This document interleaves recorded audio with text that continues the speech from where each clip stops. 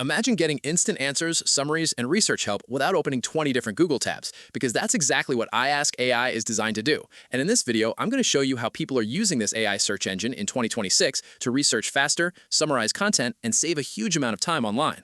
iAsk AI is basically an AI-powered search engine and research assistant that lets you ask questions in normal language and receive direct AI-generated answers instead of scrolling through endless search results. To get started, you simply go to the iAsk AI website and type your question into the search box exactly the way you would ask a real person. For example, you can ask it to explain a topic, summarize an article, compare products, answer homework questions, or even simplify difficult concepts. After you submit the question, the AI quickly generates a detailed response with explanations and summaries, and sometimes supporting sources, depending on the topic.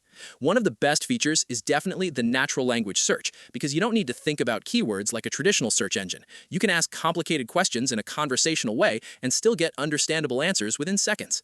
Another really useful feature is the summarization tool, because it can break down long articles, research topics, or complicated explanations into shorter and easier summaries that save a lot of time online. Many students also use iAsk AI for homework help, quick research, brainstorming ideas, and understanding difficult concepts faster. According to reviews on Reddit and tech forums, one of the biggest advantages of iAsk AI is speed, because users can find answers much faster compared to manually opening dozens of websites.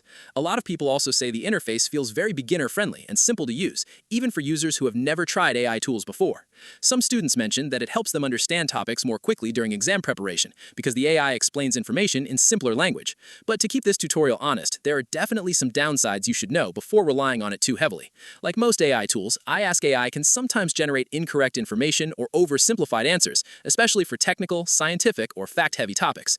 Some users online also warned that AI search engines occasionally hallucinate information, so it's still important to verify important facts using trusted sources, instead of trusting every answer automatically.